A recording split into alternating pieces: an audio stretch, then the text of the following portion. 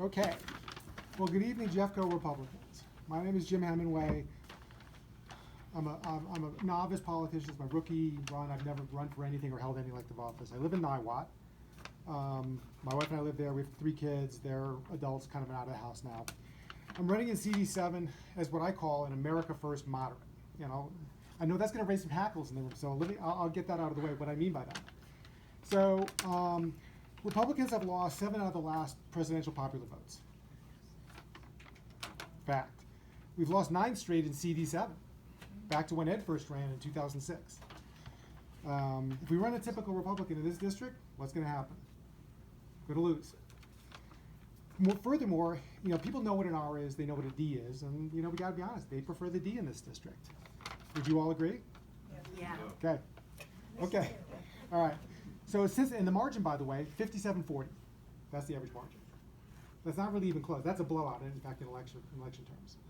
So the question is, we have to pull maybe 10 percentage points of people from Brittany's column to our column. The question is how to do that. So I've got some ideas, and I'll get to them later. But first I'll give you the red meat. So I think that the biggest issue in 2024 is immigration. You watch the, let me show you. So here I've got a few little snippets here.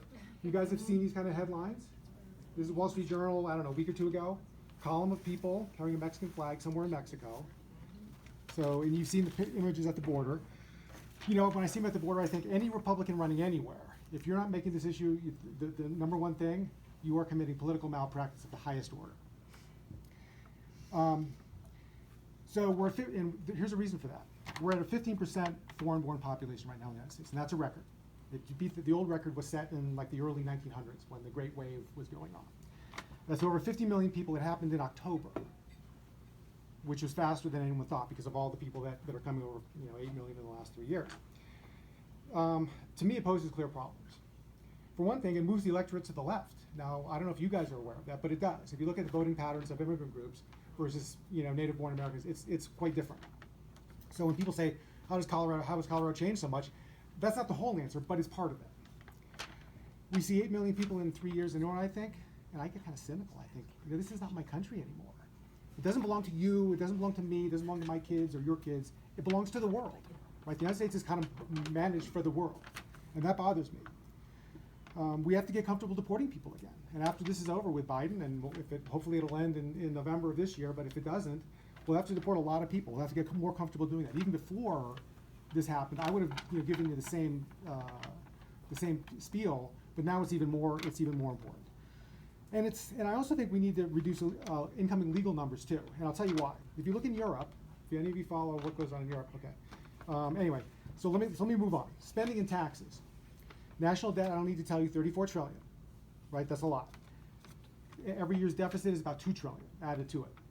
Well, with 4% unemployment, hey, that's a good economy. In years past, we would have been running surpluses with the 4% unemployment rate because everyone's working, paying taxes, people are not drawing unemployment. It's good. The fact that we're at a huge deficit now is a real problem. But the thing is, Democrats won't agree to do anything unless Republicans will agree to raise some taxes. It's got to be a grand bargain. In fact, I've got a little other thing here. This was in today's paper, or yesterday's paper. Republicans want to extend some business tax breaks. And to get Democrat support, what are they doing? That which will make the deficit worse. They're agreeing to extend the earned income tax credit, which also makes the deficit worse. So both sides are getting together to agree to make the deficit worse. So that's not working. All spending categories, by the way, to me are on the table. All right, so how much time we have? So foreign policy, I don't want to spend a whole lot of time on that. It's complicated, but I'll say this. We seem to have a lot of enemies in the world, don't you think? Yes. You know, and it seems like it's kind of getting bad. And so we need to do a better job managing that. You know, if you look at young people, I think, why would a young person sign up to enlist in the American military to fight for Israel, Ukraine, and Taiwan? Now look, those countries are fine. I don't dislike anybody, but we have an American military to protect America, not to protect the world. All right, so what do we need to change? And we'll get to that. There was a front page story, 2023 hottest year ever. I'm telling people that it's not going away. It's not going away. People are angry about it. They notice it.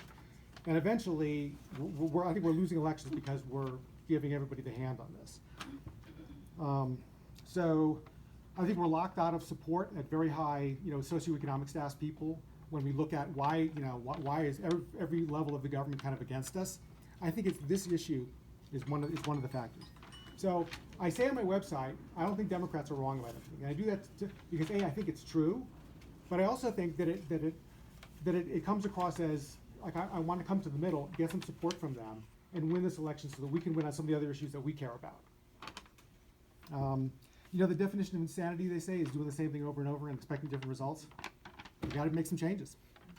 So I'm asking for your support, electorally, financially, and I'll answer any questions that you got. What is your website? Oh, here, I've got some cards. Yeah, I've been handing them out. You'll pass it. So it's HemingwayforColorado7th.com. Lou. I know nothing about your background, so help us understand what qualifications you have for this job. Well, I have no elected experience. I worked in the the corporate sector for 30 some odd years. I'm 61. I retired 6 months ago. I worked for Wells Fargo as an analytics manager. I have an MBA, a degree from CSU in applied math. But I read a lot. I mean, I keep up to date on all these issues. I probably read 30 nonfiction books a year. So I mean, I have a fairly good knowledge base of what's going on various issues. Why? What's your heart? What motivated you? I'm retired. I have time, and like I said to someone else, I'm passionate about. I've always followed politics since high school, and never really thought about running until I had time. Now I've got time, and I think some of these issues, honestly, this issue here, is I've always been kind of this has always been a big thing to me, and I think that if you can't make hay out of this issue this year, you're an idiot politician. Okay, we just discussed this a minute ago. I disagree with on the global climate change issue with you, but how much of that deficit